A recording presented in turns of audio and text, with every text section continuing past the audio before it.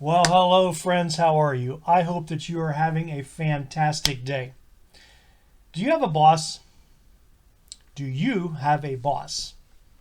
Well, we all have people who guide us, who help us make decisions, and even at times tell us what to do, don't we? At our work, we have supervisors or bosses. At our homes, we may have someone who helps us make decisions or who leads the people that support us. The reality is we need people to be our leaders, people we can trust to make good decisions and who can give good direction. We've been talking about the names and titles of Jesus that are mentioned in the Bible. And today I want to talk about this title. Jesus is the Master. Now, it does seem that there are several titles that Jesus was called that are somewhat similar.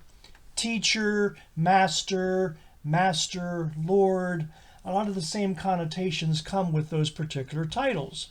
Now, most of the time, when Jesus was referred to as a master, those addressing him were also calling him at the same time teacher or Lord. Why is Jesus called a master? Why was Jesus called Lord? Well, what is a master? A master is defined as a person who has people working for him, or a person who is in charge of an organization or group. Now, in Jesus' day, the word master or Lord was often used as a title of respect towards somebody who was in authority, somebody who was in charge. Now, there are some scriptures that I will share where Jesus was called Master or Lord. Some of these scriptures is where people needed help. Remember when the disciples and Jesus were out on the boat in the sea and the storm came along and they were really afraid? In Matthew chapter 8, it says the disciples went and woke Jesus up and they said, "Lord, save us. We're going to drown."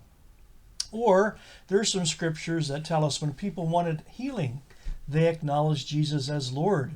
They were showing respect to him as a healer or a teacher. Matthew chapter 8, a man who had a skin disease came and got down on his knees in front of Jesus and he said, "Lord, if you are willing to make me clean, you can do it." Others in Luke chapter 17, they cried out in a loud voice, "Jesus, Master, have pity on us." Matthew 15, then the woman fell to her knees in front of him and she said, "Lord, help me. Lord, help me." The title Lord and Master is often also used as respect given to Jesus. In Matthew chapter 8, a teacher of the law came to Jesus and he said, "Teacher, I will follow you no matter where you go."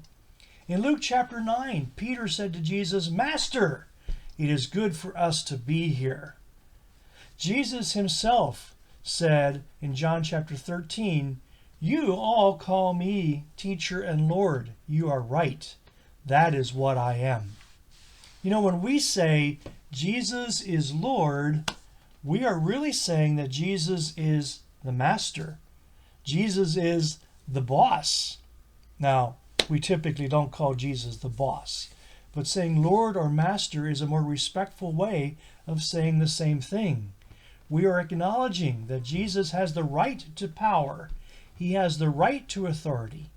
And we are acknowledging when we say Jesus is Lord that we are giving him the power to lead us. And we are giving him our obligation to follow him. Jesus is Lord. That means that he is in charge of us. I hope that you've allowed Jesus to be in charge of you. I hope that Jesus is your master, that he is your boss, that you follow his ways, and that you follow his scriptures as a rule for our lives. We all can be in a very healthy place when we say that Jesus is Lord and we allow him to be the one who guides us. We all need some of that guidance at times, don't we? Yeah. Let's say Jesus is Lord together, and let us continue to worship God, our Father, and his Son, Jesus Christ. In him we find joy, and in him we find peace. So I wish for you a day of both joy and peace. Have a great day.